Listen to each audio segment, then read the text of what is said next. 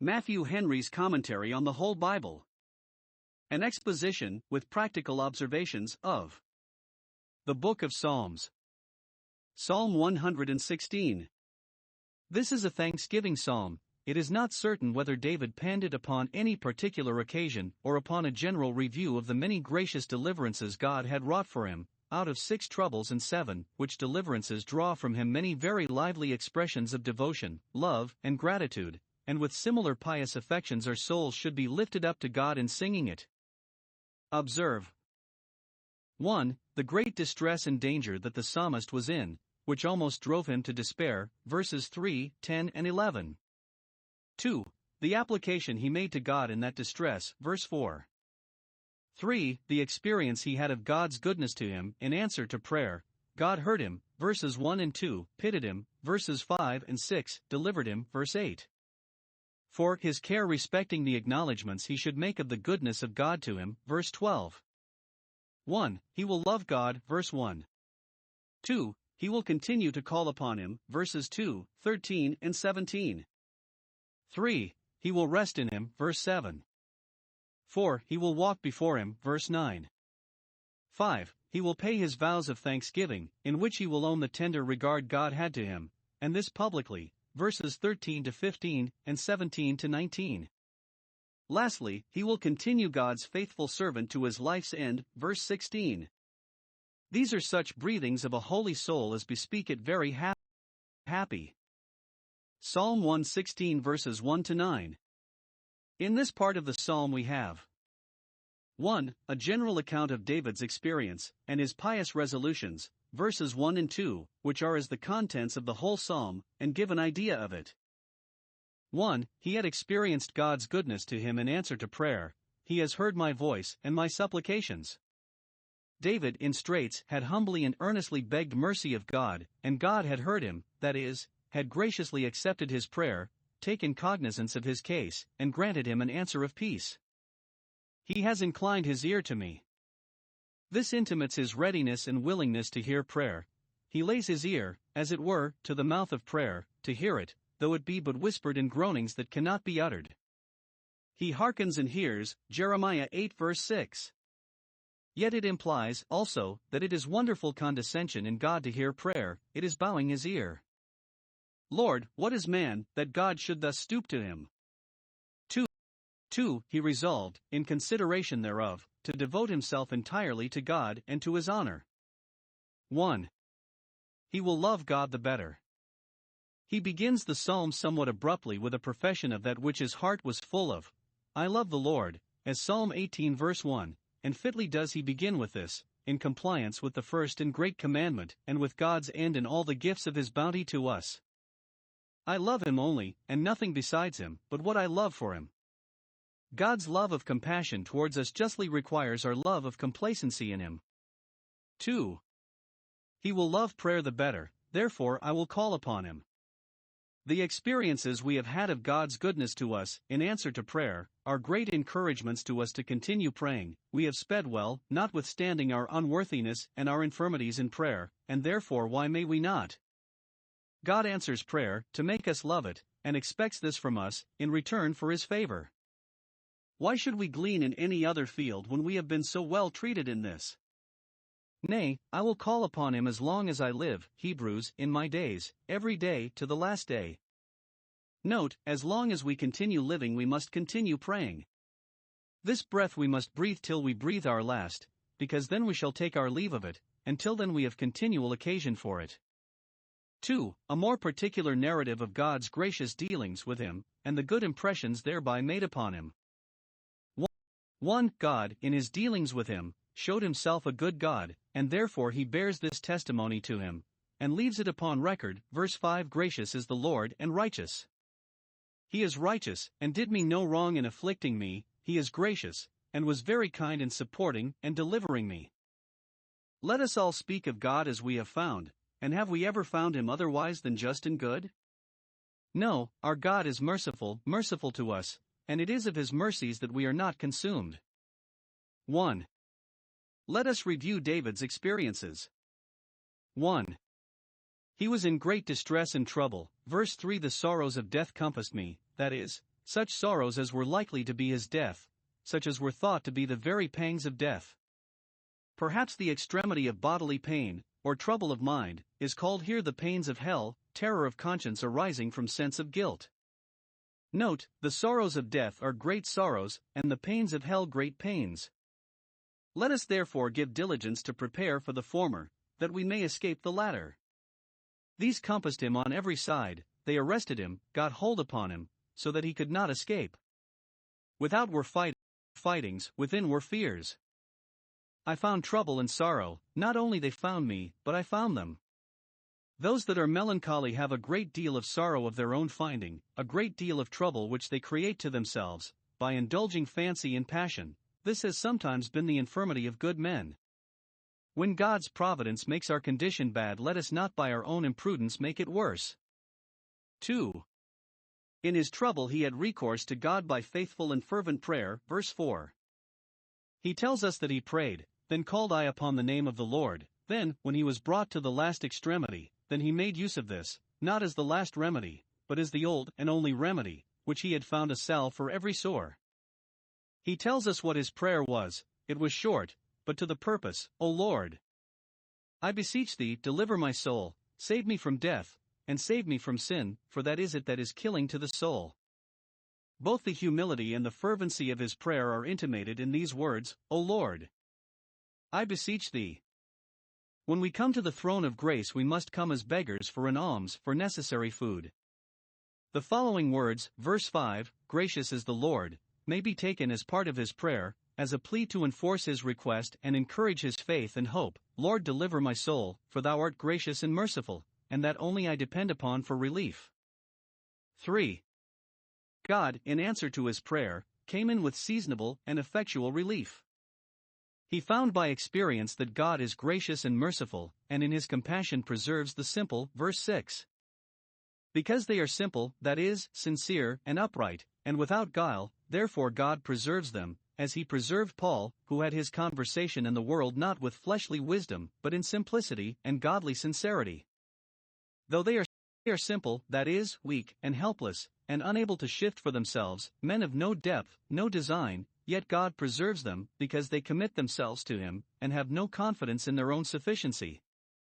Those who by faith put themselves under God's protection shall be safe. 2. Let David speak his own experience. 1. God supported him under his troubles. I was brought low, was plunged into the depth of misery, and then he helped me both to bear the worst and to hope the best, helped me to pray, else desire had failed, helped me to wait, else faith had failed. I was one of the simple ones whom God preserved, the poor man who cried, and the Lord heard him, Psalm 34 verse 6. Note, God's people are never brought so low, but that everlasting arms are under them, and those cannot sink who are thus sustained. Nay, it is in the time of need, at the dead lift, that God chooses to help, Deuteronomy 32 verse 36. 2. God saved him out of his troubles, verse 8 thou hast delivered, which means either the preventing of the distress he was ready to fall into, or the recovering of him from the distress he was already in. God graciously delivered. First, his soul from death.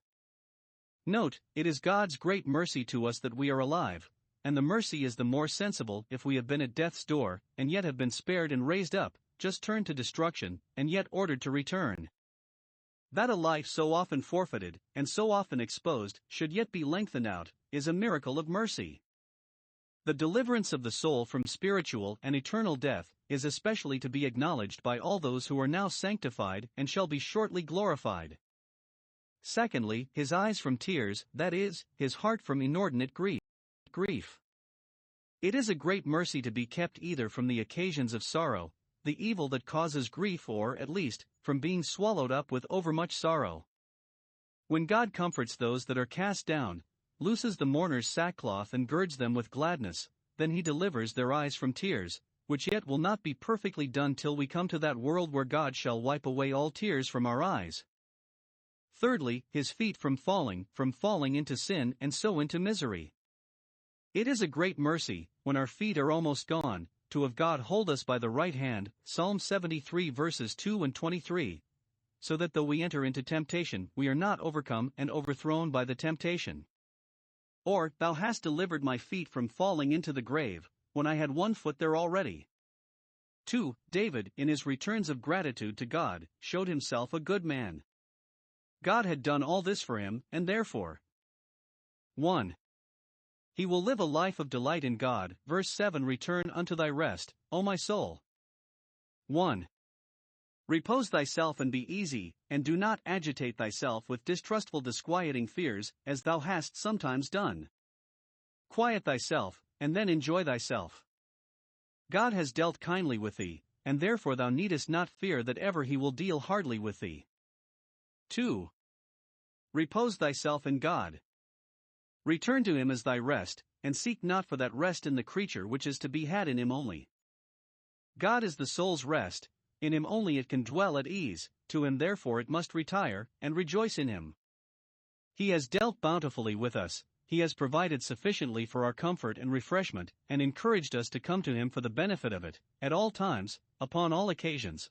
Let us therefore be satisfied with that. Return to that rest which Christ gives to the weary and heavy laden, Matthew 11 verse 28.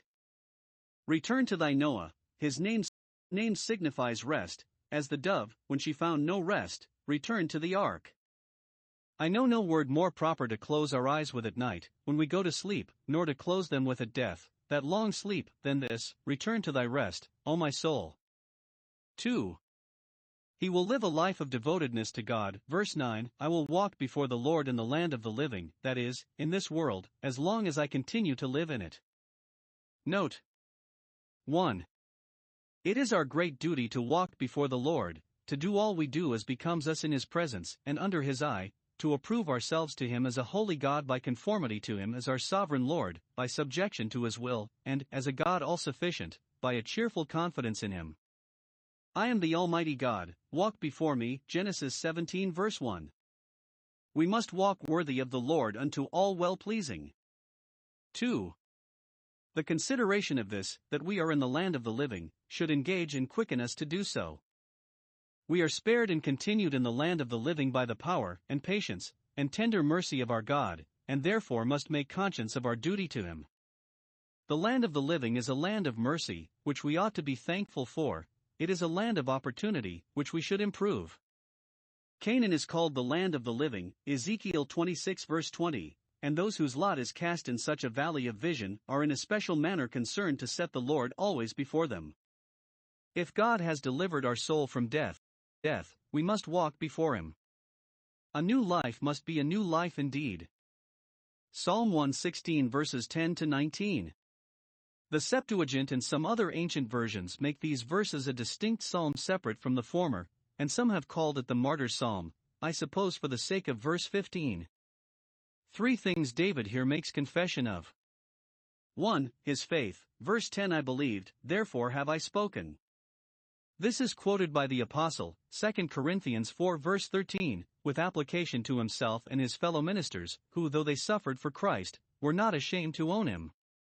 David believed the being, providence, and promise of God, particularly the assurance God had given him by Samuel that he should exchange his crook for a scepter. A great deal of hardship he went through in the belief of this, and therefore he spoke to God by prayer, verse 4, by praise, verse 12. Those that believe in God will address themselves to him. He spoke to himself, because he believed. He said to his soul, return to thy rest. He spoke to others, told his friends what his hope was, and what the ground of it, though it exasperated Saul against him, and he was greatly afflicted for it. Note, those that believe with the heart must confess with the mouth, for the glory of God, the encouragement of others, and to evidence their own sincerity. Romans 10 verse 10, Acts 9 verses 19 and 20. Those that live in hope of the kingdom of glory must neither be afraid nor ashamed to own their obligation to him that purchased it for them. Matthew 10 verse 22. 2. His fear. Verse 11. I was greatly afflicted, and then I said in my haste, somewhat rashly and inconsiderately in my amazement, so some, when I was in a consternation in my flight, so others, when Saul was in pursuit of me. All men are liars, all with whom he had to do. Saul and all his courtiers, his friends, who he thought would stand by him, deserted him and disowned him when he fell into disgrace at court.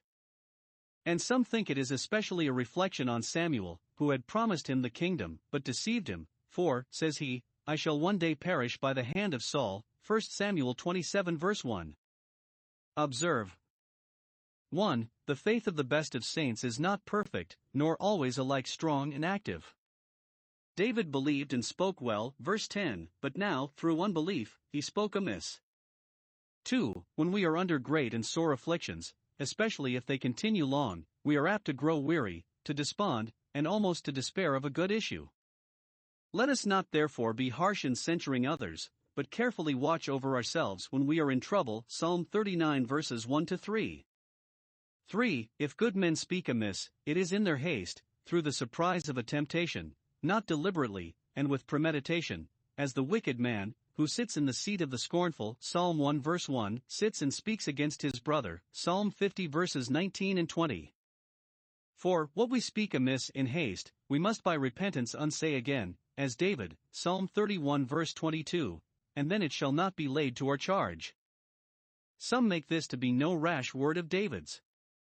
He was greatly afflicted and forced to fly, but he did not trust in man, nor make flesh his arm.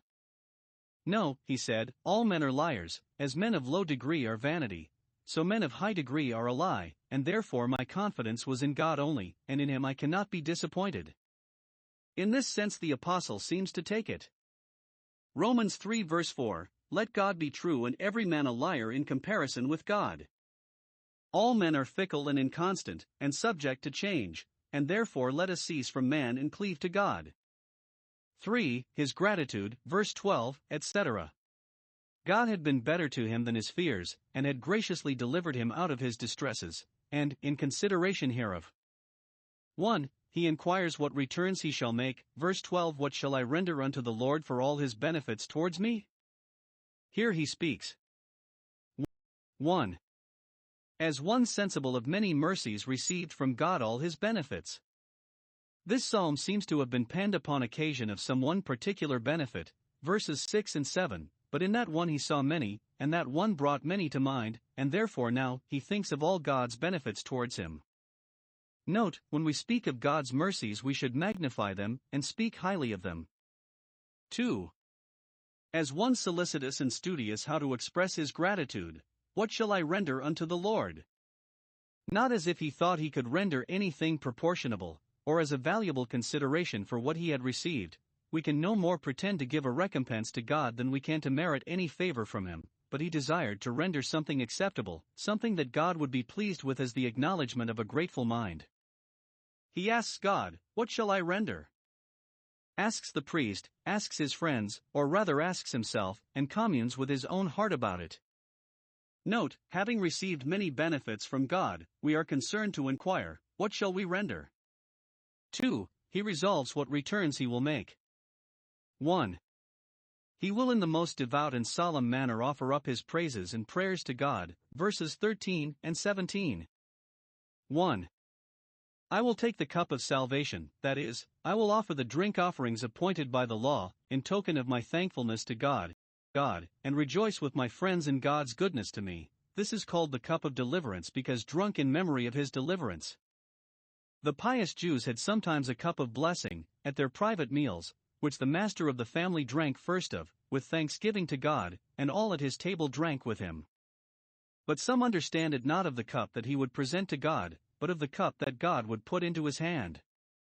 I will receive. First, the cup of affliction. Many good interpreters understand it of that cup, that bitter cup, which is yet sanctified to the saints, so that to them it is a cup of salvation. Philippians 1 verse 19, this shall turn to my salvation, it is a means of spiritual health. David's sufferings were typical of Christ's, and we, in ours, have communion with his, and his cup was indeed a cup of salvation. God, having bestowed so many benefits upon me, whatever cup he shall put into my hands I will readily take it, and not dispute it, welcome his holy will. Herein David spoke the language of the Son of David. John 18 verse 11, the cup that my Father has given me, shall I not take it and drink it? Secondly, the cup of consolation. I will receive the benefits God bestows upon me as from his hand, and taste his love in them, as that which is the portion not only of my inheritance in the other world, but of my cup in this. 2. I will offer to thee the sacrifice of thanksgiving, the thank offerings which God required, Leviticus 7 verses 11 and 12, etc. Note, those whose hearts are truly thankful will express their gratitude in thank offerings. We must first give our own selves to God as living sacrifices, Romans 12 verses 1 and 2 Corinthians 8:5, and then lay out of what we have for His honor in works of piety and charity.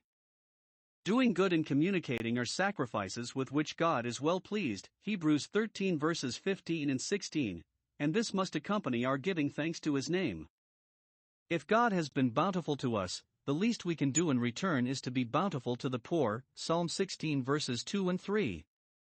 Why should we offer that to God which costs us nothing? 3.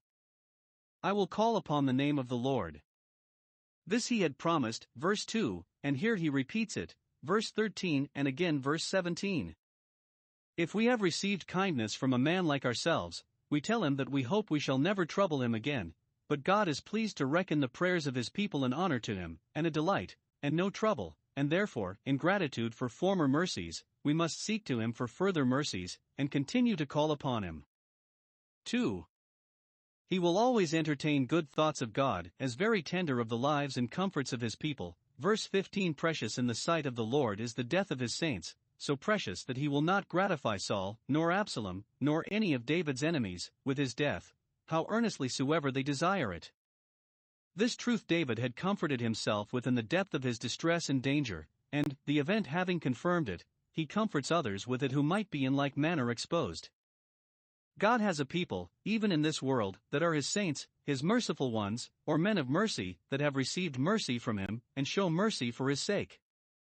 The saints of God are mortal and dying, nay, there are those that desire their death, and labor all they can to hasten it, and sometimes prevail to be the death of them, but it is precious in the sight of the Lord. Their life is so, 2 Kings 1 verse 13, their blood is so, Psalm 72 verse 14. God often wonderfully prevents the death of His saints when there is but a step between them and it. He takes special care about their death, to order it for the best in all the circumstances of it, and whoever kills them, how light soever they may make of it, they shall be made to pay dearly for it when inquisition is made for the blood of the saints, Matthew 23 verse 35. Though no man lays it to heart when the righteous perish, God will make it to appear that He lays it to heart.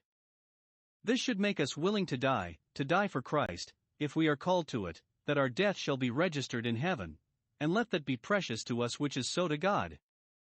3. He will oblige himself to be God's servant all his days. Having asked, "What shall I render?" Here he surrenders himself, which was more than all burnt offerings and sacrifice. Verse 16. O Lord, truly I am thy servant. Here is 1. The relation in which David professes to stand to God. I am thy servant, I choose to be so, I resolve to be so, I will live and die in thy service. He had called God's people, who are dear to him, his saints, but when he comes to apply it to himself, he does not say, truly I am thy saint, that looked too high a title for himself, but I am thy servant. David was a king, and yet he glories in this, that he was God's servant. It is no disparagement but an honor, to the greatest kings on earth, to be the servants of the God of heaven. David does not here compliment God, as it is common among men to say, I am your servant, sir. No, Lord, I am truly thy servant, thou knowest all things, thou knowest that I am so. And he repeats it, as that which he took pleasure in the thoughts of, and which he was resolved to abide by, I am thy servant, I am thy servant. Let others serve what master they will, truly I am thy servant. 2. The ground of that relation. 2 ways men came to be servants. First, by birth. Lord, I was born in thy house, I am the son of thy handmaid, and therefore thins. It is a great mercy to be the children of godly parents, as it obliges us to duty, and is pleadable with God for mercy. Secondly, by redemption. He that procured the release of a captive took him for his servant.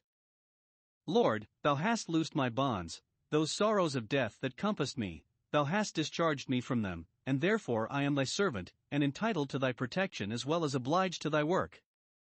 The very bonds which thou hast loosed shall tie me faster unto thee. Patrick. 4. He will make conscience of paying his vows and making good what he had promised, not only that he would offer the sacrifices of praise, which he had vowed to bring, but perform all his other engagements to God, which he had laid himself under in the day of his affliction. Verse 14, I will pay my vows, and again, verse 18, now in the presence of all his people.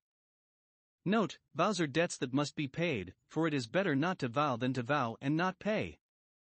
He will pay his vows. 1.